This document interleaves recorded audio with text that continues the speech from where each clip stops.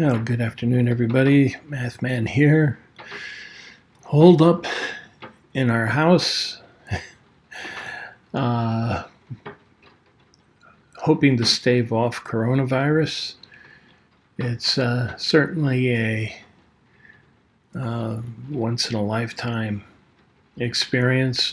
Hopefully, it will never return once we're done with this, and hopefully we don't get it, because I'm in that high-risk category. Not am I only in my mid-60s, but also I'm at risk due to coronary disease. So unfortunately, I'm not one of those lucky few. So I'm doing my best to stay out and social distancing. I think that's important. So doing what I can to keep safe and to keep others from contracting this awful disease. But in the interim, why not do a little bit more mathematics? And so I thought it might not be a bad idea for us to take a look a little more at series and sequences, and in particular some very important series. So let's turn this thing around to our whiteboard and get everything angled up correctly so that we are all lined up. And here we go. Now, the last time we looked at series and sequences, we looked at the difference between the two, what distinguishes them, what's the same about them. And now I'm going to go a little bit into the notation of series and sequences. Let's try and straighten that up a little bit to the camera.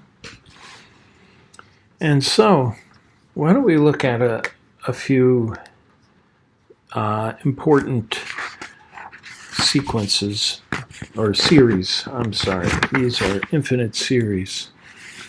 Let's take a look at our first one. And right now, we're not going to derive them. We will derive them later when we get into calculus. But for the time being, we're just going to present these series. But they do come from a very simple, very direct methodology. And they also were derived very early on in mathematics, and they were very, very useful in mathematics. So we're going to look at the sine of x as an infinite series. You can substitute a regular function. You remember the sine of x. The sine of x was, we have negative 1, positive 1, and we have pi on 2, pi on 4, pi on 2. This is pi, 3 pi on 2, 2 pi.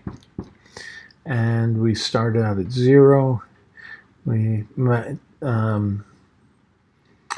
pi on 4 is 0.707, so it's right around there. At pi on 2, it's 1.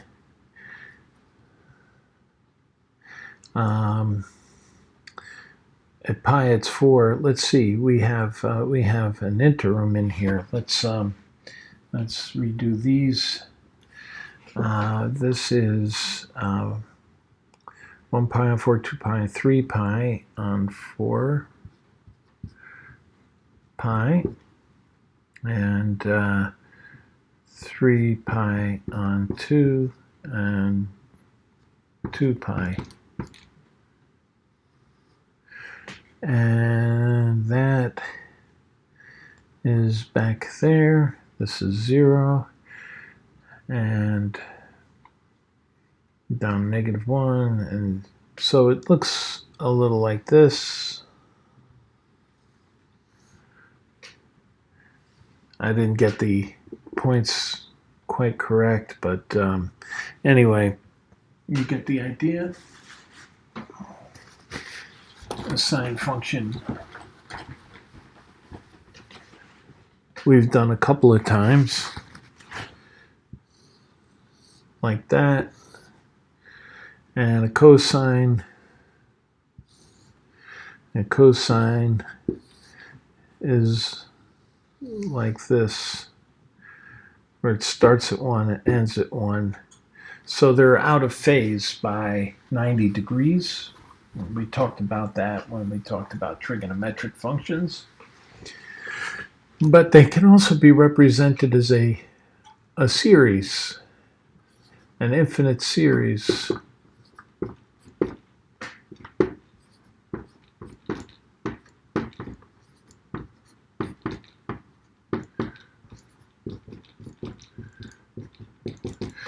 And what you do is you solve for these coefficients, and you end up with sine of x is equal to x over 1 factorial minus x to the third over 3 factorial plus x to the 5th over 5 factorial minus x to the 7th over 7 factorial plus blah blah. Goes on. It alternates back and forth, plus and minus. And notice that these are always, the exponents are always odd. These factorials are always odd. And remember, a factorial, n factorial, is equal to n times n minus 1 times n minus 2 times n minus 3 dot dot dot to 1. And in this case, we have 7 factorial there. Factorial equals 7 times 6 times 5 times 4 times 3 times 2 times 1. That's all that means. So we have this series, but sometimes it's not a good way to represent the series. It's an infinite series that goes on forever. The more terms you add, the more precise the answer. And what we're going to do is we're going to find a more compact way to write that. And you'll have seen these things. They're summations. This is a summation. This means that it's a series of terms that are added together. So we have n equals, and we're going to start with 0 and go to infinity. And we see that these things alternate. Now, often we kind of have to play around. There's no set formula for how to represent these things. You just kind of have to play around to get the right behavior that you want. I recommend making a table. I often make a table where I will have n, and then I'll write n 0, 1, 2, 3, and so on. And then I'll have, let's say 2n, and that's 0, 2, 4, 6, and so on. So whatever I do, I kind of play around with numbers in a table to see what their behavior is going to be. And in this case, we have negative 1 raised to a power because we have alternating terms, 1 and negative 1. So we're going to choose n plus 2. And the reason for that is when I have n, 0, 1, 2, 3, 4, so on, n plus 2 is 2, 3, 4, 5, 6, and negative 1 to the n plus 2 is 1, negative 1, 1, negative 1, 1, and it goes on. And here you can see I got positive, negative, and that's exactly what I want. So I have one of my factors in the summation that gives me the alternating behavior. I notice that I have x to some exponent, so I have x raised to some power, but that power also, they're negative. I mean, they're odd. And what gives me odd? So let's say if I have n, 0, 1, 2, 3, 4, what gives me odd numbers? Well, I try 2n plus 1. So 2 times 0 plus 1 is 1. 2 times 1 is 2 plus 1 is 3. 2 times 2 is 4 plus 1 is 5. And this is exactly what I want.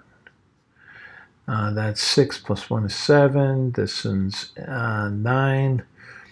And so you can see I got exponent 1, 3, 5, 7. So I've got this raised to the power 2n plus 1, and it's divided by odd number factorials. So this is 2n plus 1 factorial. And then I have my compact notation for the infinite series of the sine function. It's not as complicated as it looks. It does take a little time, a little thought, but you can express the sine function as an infinite series. This is called a Taylor series, by the way. It's a very powerful series. I'm not going to just leave you hanging. When we get to derivatives, we're going to show how we derive this Taylor series. So we got a Taylor series for the sine function. In fact, any function that's repetitive, repetitive in the sense that when you take its derivative, there's a cyclic or repetitive behavior in the derivative, and we'll talk about that in a little while when we get to derivatives. Another function that is cyclic is the cosine function, and that also can be represented by an infinite series. But when you derive it,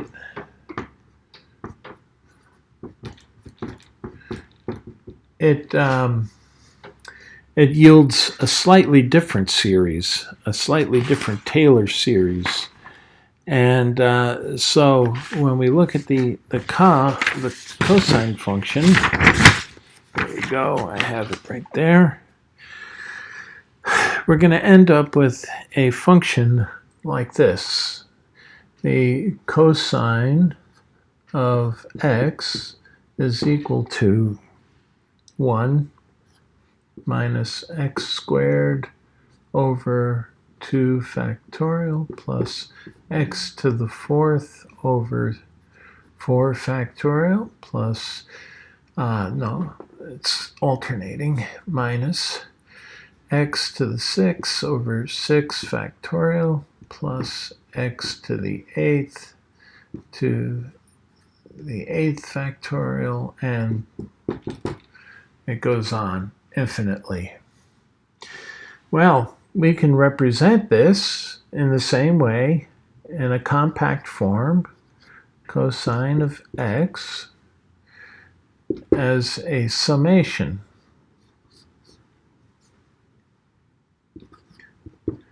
And it's similar to the sine. The only difference is that we don't have odd numbers, we have even numbers. And so here, if we remember that 1 can also be equal to -1 to the 0. It can be also x to the 0, and it can be the same as 0 factorial. Now, 0 factorial equals 1. And that is an important thing to remember. So when we write this out, we have -1, -1 to the n, x to the 2n, because we have even numbers. You see, we got n is 0, 1, 2, 3, 4. 2n is 0, 2, 4, 6, 8. And that's exactly what we have in our exponents. And we also have even factorials in the denominator. So we have 2n factorial. So that's our expression for the cosine function. That is the infinite series for the cosine function. Again, that's a Taylor series. There are different types of series, and there's like a Maclaurin series, and the only thing that differs between them is the variable. In a Taylor series, it's a straight variable. Maclaurin, it might be x minus 1 or something like that to the n. So there are different types of series. I don't know if one's better than the other. I think that certain functions lend themselves better to Maclaurin series than others. And some are easier to figure out than others. Another function that lends itself to infinite series very well are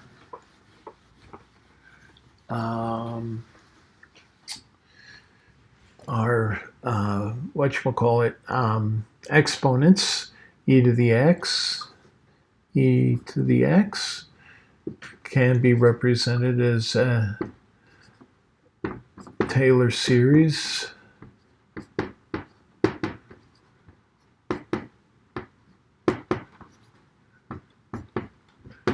And it goes on infinitely. And it turns out that this series is represented very easily by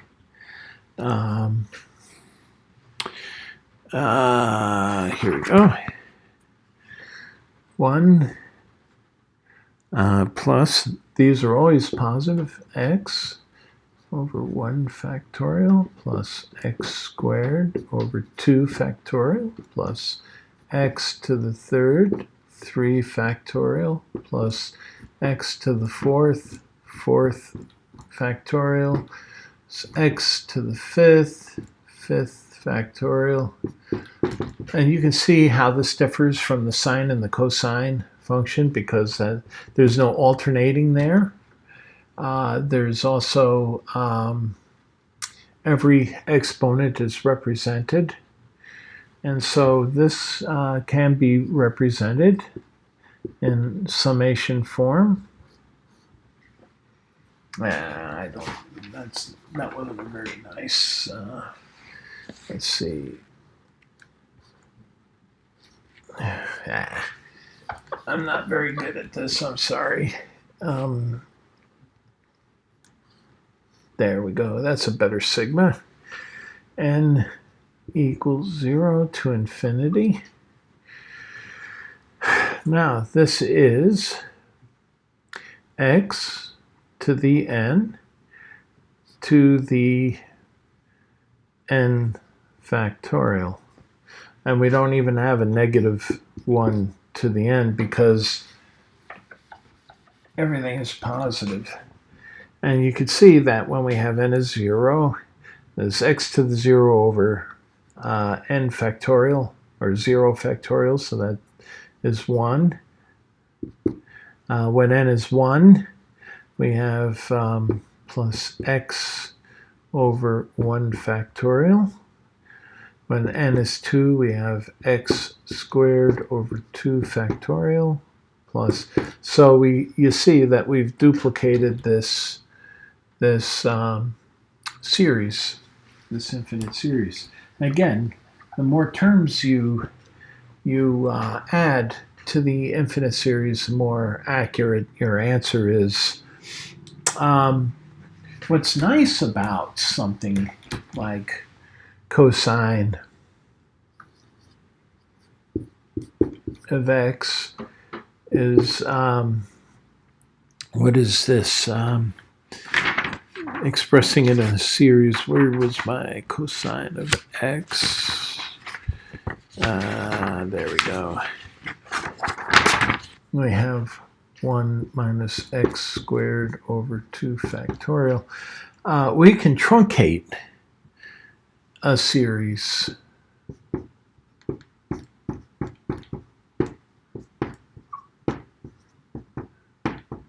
We can truncate a sequence, or a series, an infinite series, and just say that this is approximately that for small numbers, and you can get certain behaviors. And this is what we did exactly in physics when we approximated the gravitation, let's say artificial gravity, when we have let's say a rotating platform in space, and this is rotating, and you have the little guy standing perpendicular to the floor. So the centrifugal force, when you got the rotational velocity at the right speed, at just the right angular velocity, you'll find that you can create a simulated gravity just by rotating the object out in space. And so that's one way that people can keep their bones in deep space travel, keep their bones from atrophying, because you can approximate to 1 g of force by getting the right rotational angular velocity. And it happens that you can use, I just remember this from physics, you can use an approximated truncated Taylor series for the cosine function. So it does come in useful. These approximations, there's nothing wrong with approximations if they work for you. They don't always work, but in many instances they do. Approximations and numerical methods are often great substitutes for the function when sometimes the function is clumsy to use. Okay, now another function that can be represented as a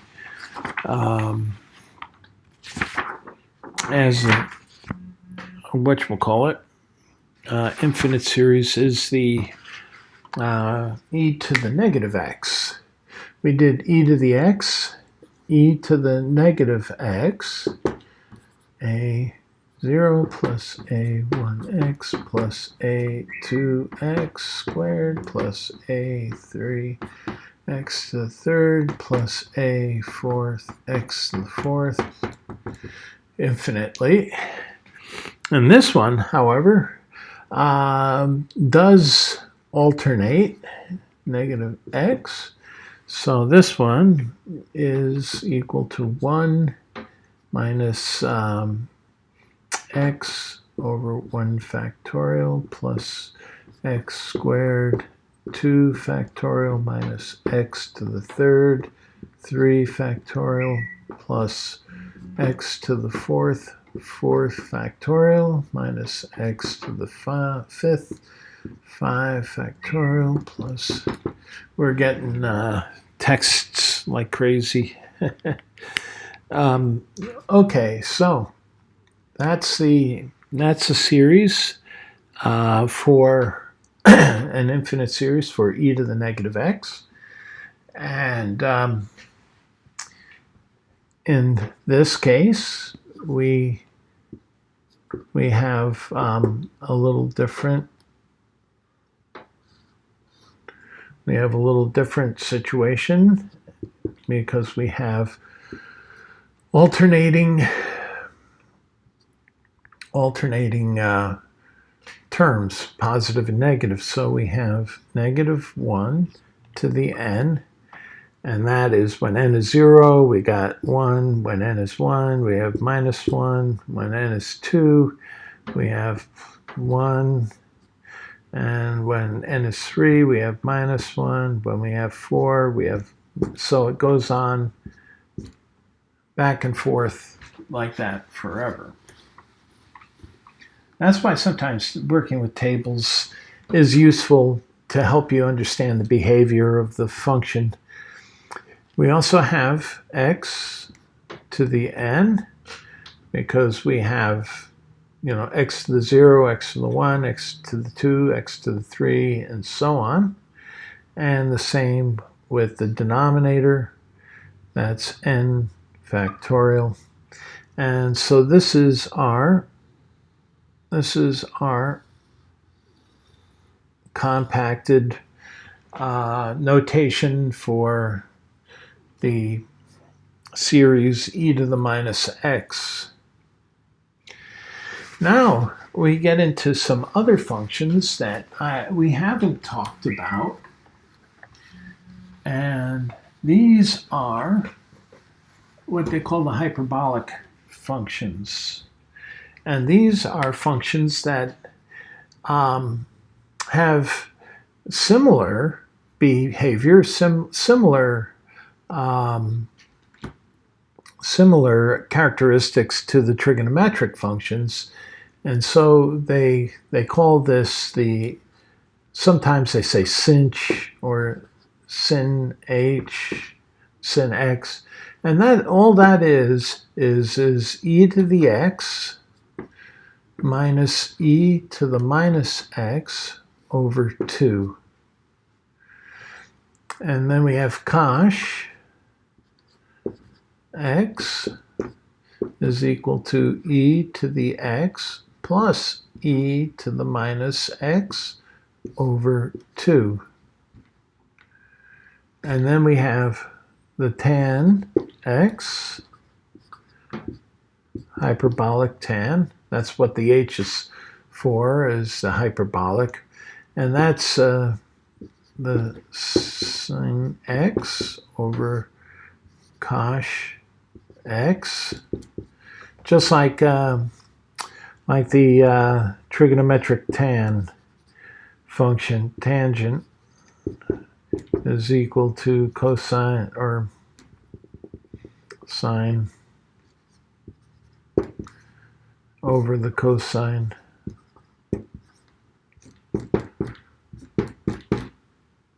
So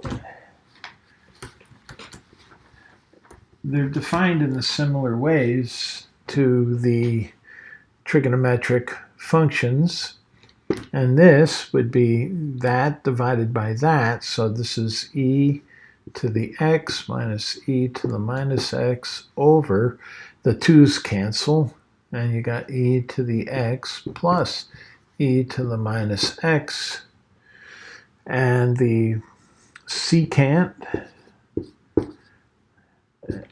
a is 1 over cosh x, and so on. So you can see how they're similar to the trigonometric functions, and you can express these in terms of their infinite series. Remember, the sine, the sinh x equals e to the x minus e to the minus x over 2. And that would be equal, so e to the x, oh boy, e to the x was 1 plus x over 1 factorial plus x squared over 2 factorial x 3 factorial plus x to the fourth factorial, and on. And that is minus this function here, which was also 1 minus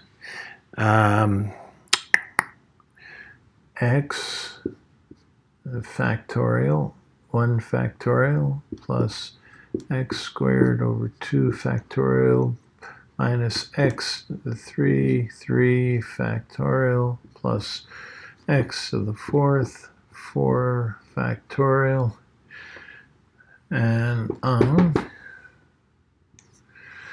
But now, since that whole term is negative or minus, oh yeah, and this is all, we have to equals 1/2. Okay, so we have 1/2. Now this 1 and 1 minus 1. Okay, so this is minus plus minus plus minus, and we can say that's plus. So these terms go out. That's 2x over 1 factorial plus x to the third 3 factorial, 2 of those,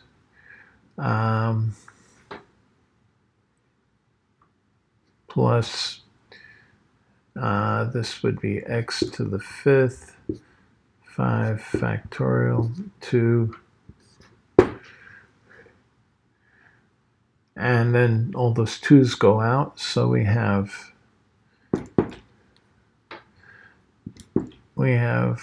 x 1 factorial plus x to the third 3 factorial plus x to the fifth 5 factorial plus x to the seventh factorial, and it goes on infinitely.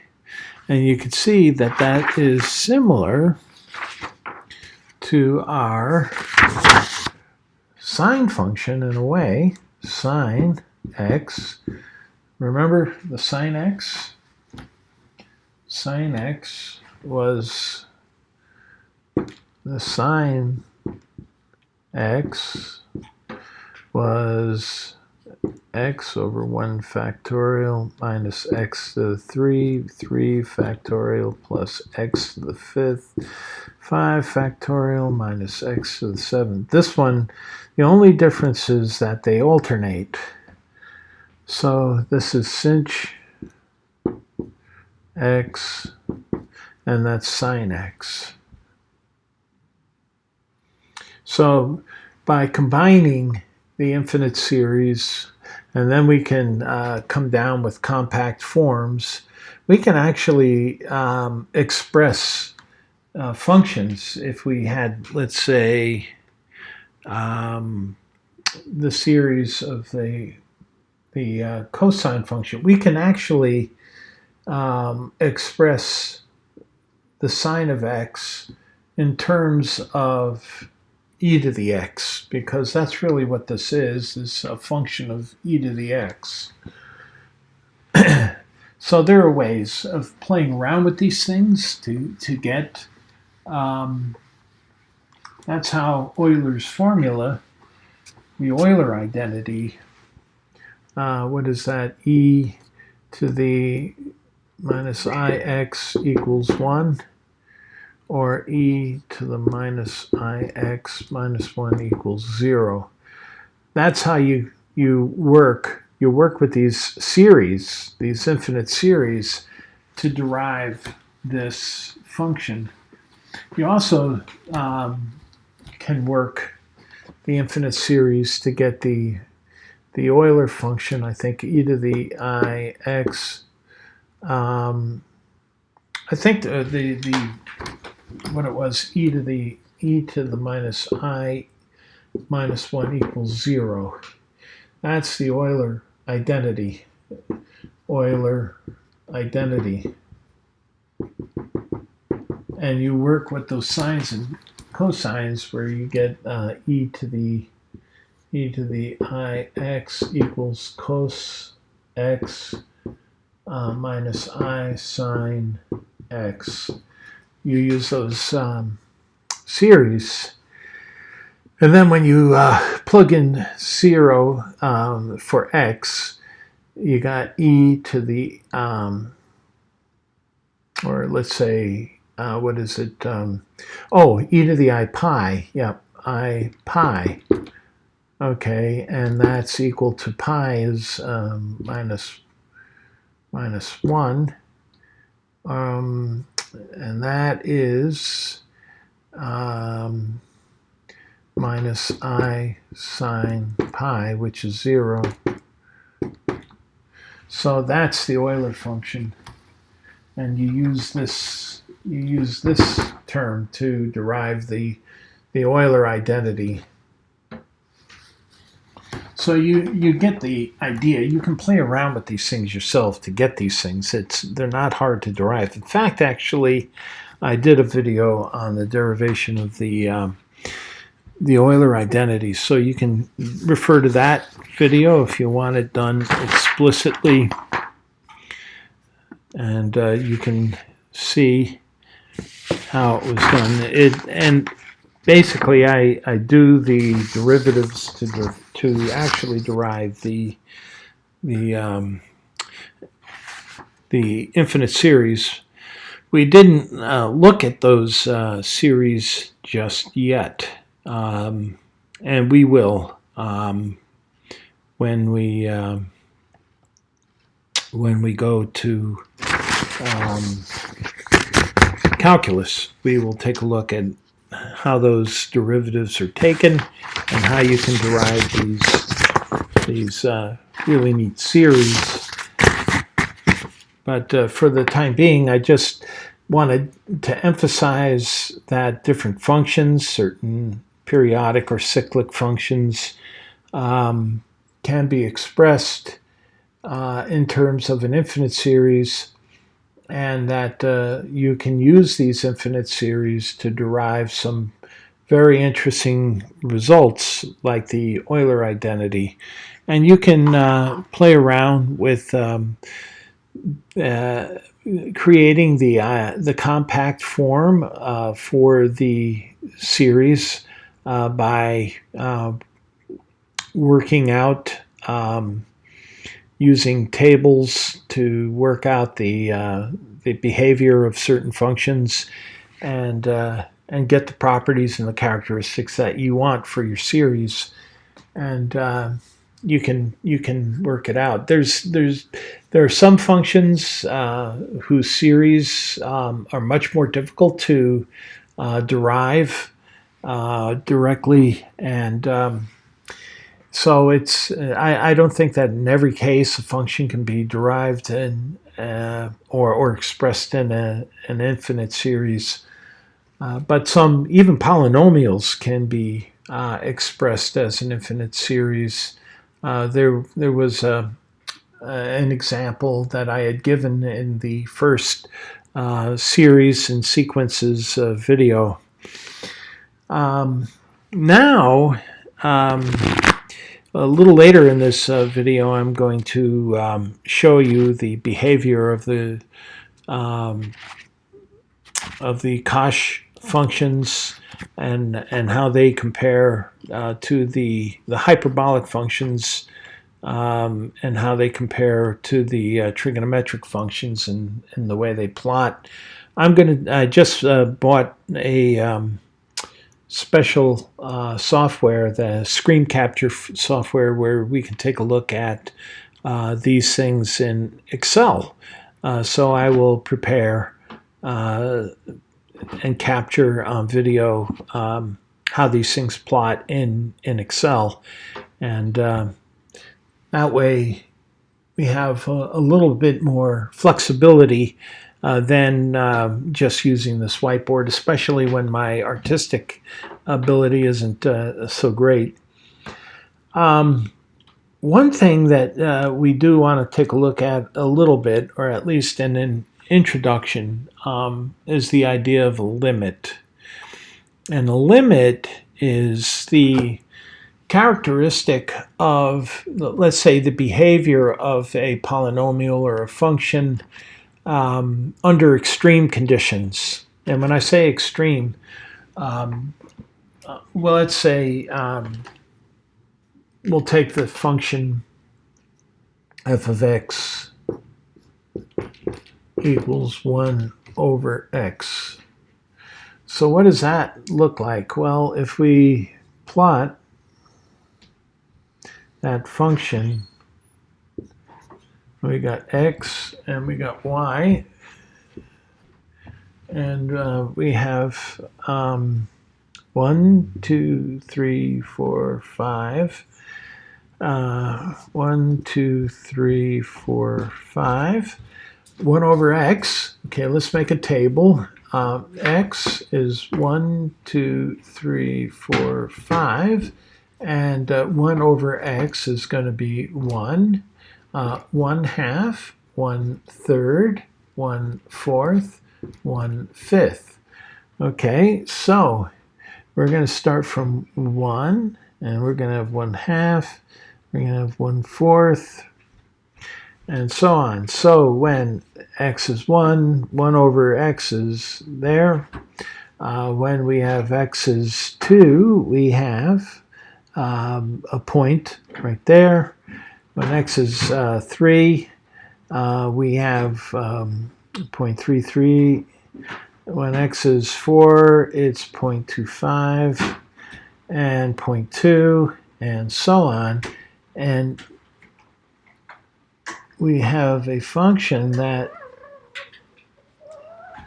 goes to 0. Now, you can always 100, 1,000, 1,000,000, and this thing will get closer and closer to 0, 1 over x. And we say that if we could go on infinitely, x is going to 0. It never reaches 0. We say it asymptotically reaches 0. Conversely, when we have x equals 0.5, okay, 1 over 0.5, Well, that is 2. And so we can see that as we approach 0, this thing gets very, very, very big. And now we don't actually ever get to 0 because nothing can be divided by 0. It makes no sense. But as we get closer and closer to 0, the function gets really, really big. When x gets very, very big, the function gets very, very small. And so we say in the limit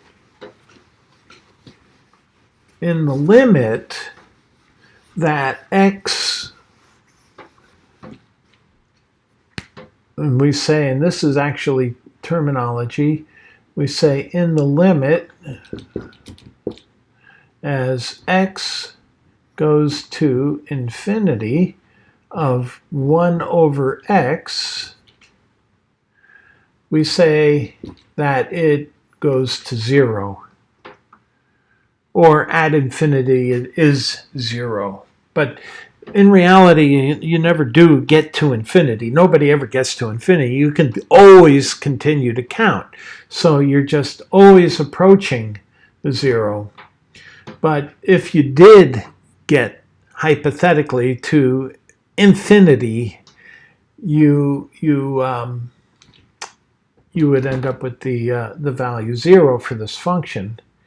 And the same here, conversely, we say in the limit as x goes to 0, from this direction, the 0, and here's infinity, we say this function gets very big and then it gets very small.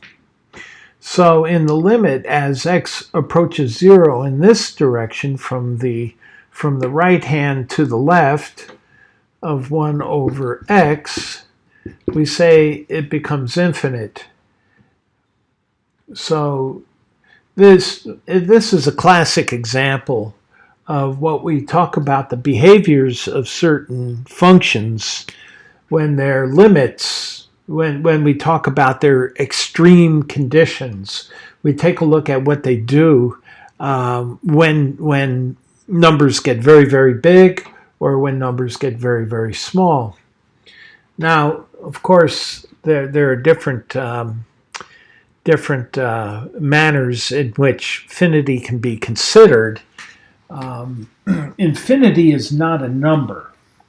Infinity is sort of a concept because we have different types of infinities. Like I had mentioned once before, the set of all integers. Okay, this is where people started thinking in terms of set theory. You could say all integers, and they start with 1, 2, 3, 4, or you could say 0. 1, 2, 3, 4, 5, 6, 7, 8, 9, and you can continue to count forever. You can never find a point at which counting stops. So all the set of integers is an infinite set if we were to group them together. But so are Fibonacci numbers. And Fibonacci numbers would be, again, you could start with 0, 1, 1, 2, 3, 5, 8, 13, 21, 34, 55. And you don't ever stop counting Fibonacci numbers, but there are groups of numbers that are missing. Like between 5 and 8, you're missing 6 and 7. Between 8 and 13, you're missing 9, 10, 11, and 12. And between 21 and 34, you're missing 22, 23, 24, 25, 26, 27, 28. You can see 9, 30, 31, 32, 33. And you got 1, 2, 3, 4, 5, 6, 7, 8, 9, 10, 11, 12 numbers missing between 21 and 34. And yet, the set of all Fibonacci numbers never ends. You never stop counting Fibonacci numbers. That's the formula for algebraic formula for Fibonacci number. But you could see that there are groups of numbers that are included in all sets of integers that are not included in the set of Fibonacci numbers. So you can see that while both sets of numbers are infinite, they're not infinite in the same way. The Fibonacci numbers has an infinite number of numbers that are missing from that set that belong to the group of integers. So there are these strange aspects when you deal with what they call infinity.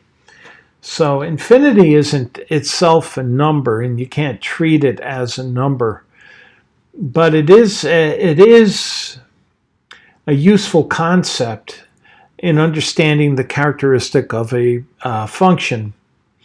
Another function would be f of x equals x squared.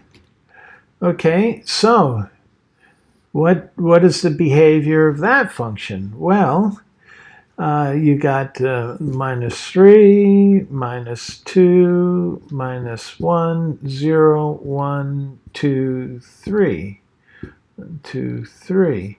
Well, here, when it's 0, you got 0. When it's 1, you got 1, 2, 3. Let's see, 2, 4, 6, 8, 10. Okay, and here it's 0. It's x equals 0. It's 1. When it's plus or minus 1, it's 4. When it's plus or minus 2, and 9 when it's plus or minus 3. And you get this nice little curve we call a parabola. I'm not a very good drawer. So that's the general shape. Okay, and that's a parabola. And that would be the shape of the y, x, and this is y equals x squared. And we could say y equals f of x equals x squared. And 0 here. That function is never negative, so this whole group of numbers is missing. But y will be 0, 1, 4, and so on. It will have all real integers squared as a set of numbers because everything is squared. And so that's another infinite set, and none of them were negative. It excludes a whole realm of numbers that are missing from that set. It just nothing will be negative. So just to give you a different, an idea of what functions do when they start moving into the extremes. So you would say the limit as x approaches of the limit of f of x equals x squared, as x goes to infinity, is infinite. And the limit of as x goes to 0 of x squared is 0. And that one we know actually takes on the value of 0. Unlike this one, where we can never actually attain 0 because you can't have 1 divided by 0, this function actually can take on the value of 0 and be exactly 0. But in the limit, as x goes to 0, this is 0, in the same way that in the limit, as x goes to 0 of 1 over x becomes infinite. So you're beginning to get the idea of what we're talking about when we talk about limits. We're talking about the character of a function under extreme conditions, and that's all we're talking about. And it's nothing esoteric. The only thing difficult about it is that certain functions are difficult to deal with when you look at limits, and there are tricks to figuring out what the limit is when you want to take a limit. Not all functions are easy to take limits. For example, what is the limit? The limit of as x goes to 1 of x squared minus 4 over x minus 1. Or you can even say x plus. What is that limit? Well, as x goes to 1, then you got a denominator that goes to 0. And so that means that this function, it's difficult to know. Is it infinite? Is it an infinite? It turns out that this function here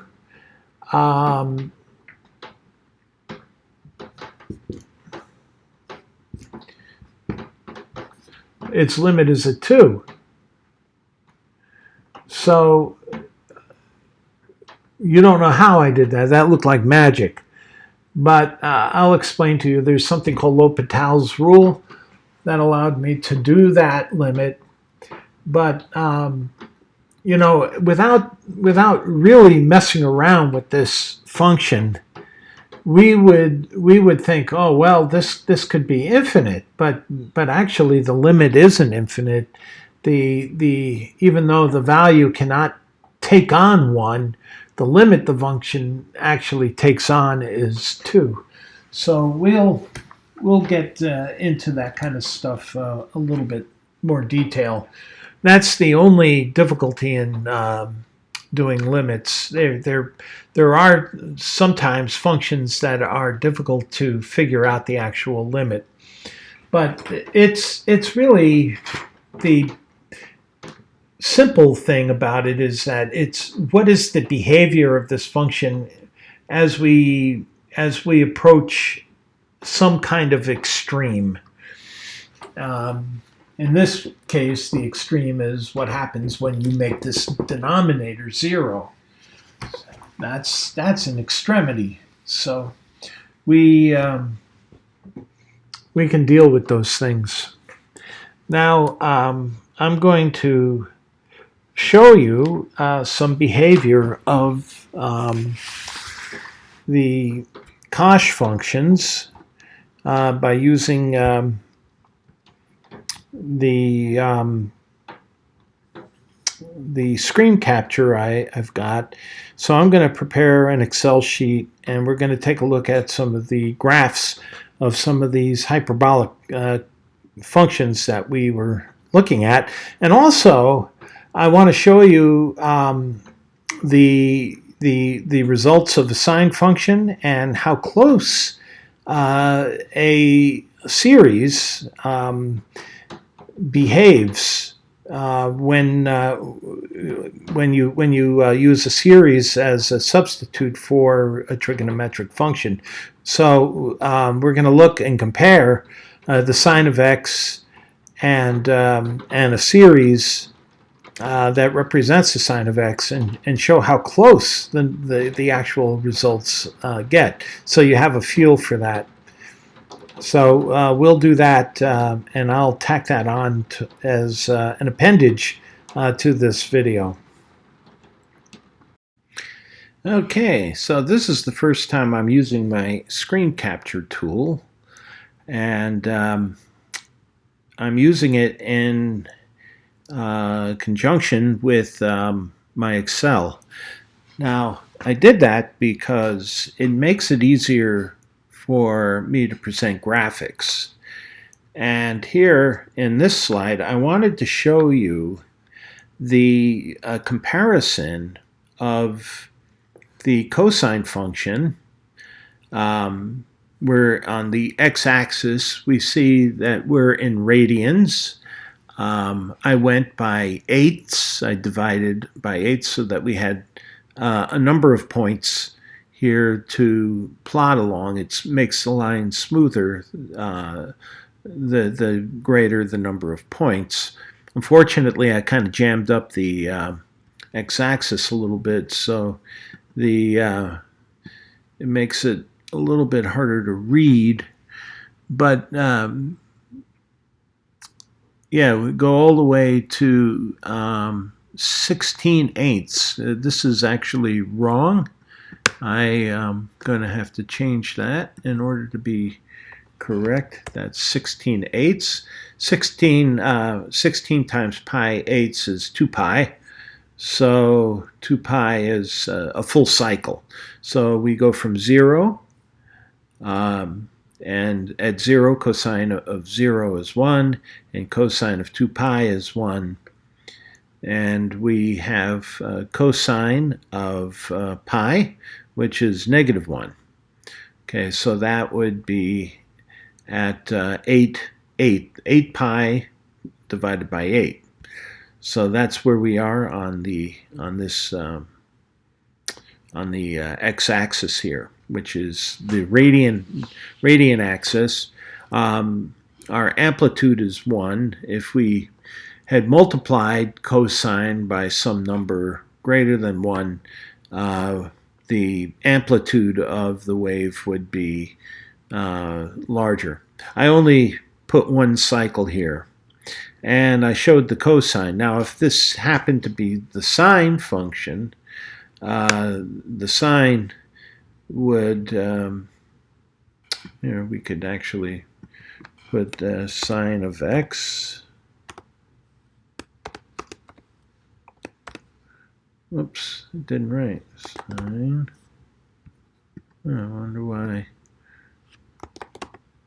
Huh, this is weird. I wonder if the color needs changing. Well, automatically. Oh, I see. Unfortunately, I had that hidden. Okay, I had that hidden for purposes because I had difficulty actually keeping the, you see, the way Excel works is when you change to a scatter plot, it changes the x-axis to number of points versus the radians for the x-axis. It automatically changes it, and I can't keep it. So I had to do a little skullduggery, a little trick to make it believe that we had a bar graph going. There's actually there is an invisible bar graph here, and then I was able to maintain the radians on the x-axis. It's a bit of a pain in the neck, but that's why I have this. I had forgotten that I had made that invisible. This black block is just a bunch of conversions in order to get to radians for the cosine function. So if I take that and I have no fill, you can see that I have all the components here, and this is the actual radians right there that I'm taking the cosine of, and so that this is the set of numbers that I'm using. Those are the arguments of the cosine of x. So anyway, this is the plot of cosine of x using the cosine function, and now this is the series that this is the Taylor series. You can see here 1 minus x squared over 2 factorial plus x to the fourth divided by 4 factorial minus x to the sixth, and so on. And actually, I had taken this series to 11 terms. If you take a look at this bar up here, you notice that I've gone to 11 terms on the series before stopping. And look at the comparison here. Look at this, the graph. The values here are very, very close. In fact, if you looked at this from a relative point of view, these are very, very close. You could see that you could see here that we're very, very close in our values, and you could, except for where it's 0, we have a problem here where we got a very, very small number here instead of 0. But you can see that my Taylor series approximation yields nearly identical results to the cosine function. In fact, actually, I think probably Excel does use an algorithm that uses a Taylor series to actually estimate a cosine of x. So I've only taken mine out 11 terms. Who knows how many terms and corrective factors that they built into Excel to get what we would think of as the exact number for the cosine function. But I just wanted you to see this, how close these two graphs are. I mean, they're essentially the same. And I think that's pretty cool that you can have a polynomial series that so closely approximates a trigonometric function. So, and you will find later that it's very useful. Now in this, again, I do the same thing. This is e to the x. I take x from the x-axis from a range of -10 to 10. And I just simply plot e to the x. And you can see you got an exponential curve. In fact, anybody following the coronavirus will see that there's a curve very much like this. It's a scary curve because once something goes exponential, it begins to increase at a very, very rapid rate. And here, this is the series. Up here, I have the formula for the series of e to the x. So this is these are the results of e to the x plugged in directly, and this is my Taylor series results for e to the x. And you can see that Down here on this end, although they do look similar, I would have to take this out. I forget how many terms I went. I think it was 20 terms or so. I went much further with the series than with the cosine. Sometimes the Taylor series doesn't work as well for some functions as with others, and the more I added, the more terms I added to the series, the closer and closer I approximated. But I was still, look at the difference here. This is the ratio, the percent of this to this. And you can see that we're not very close. We're orders of magnitude off, even though on the plot they look very, very similar. As we progress down along the x-axis with the Taylor series, you can see that very quickly we find agreement. In fact, we find almost near perfect agreement from x equals -7 to 10. So from this point on the graph here to 10, these two graphs match almost identically. It only happens to be around -10 where we have some deviance. But if I added more terms, if I kept adding terms to this, I would, I did something there. There we go. The more terms that I add to this, the closer and closer I would get to this value at -10. So it's just a matter of adding terms. Now in this last tab, I just wanted to show you the hyperbolic functions and how they plot. This is on a range of -10 to 10. Remember, our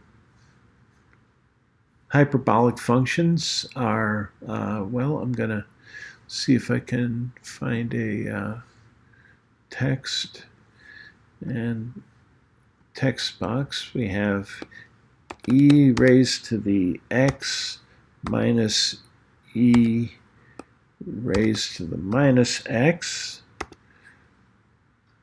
and we should make this bigger. Okay, e to the x. There we go. All right, so we got to remember that that little caret here means raised to the x, okay? And that this is all divided by 2.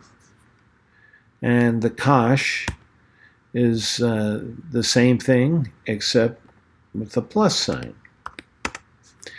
And then the hyperbolic tangent is just the ratio of the sine of x to the cosine, hyperbolic cosine of x. And that's what we have down here.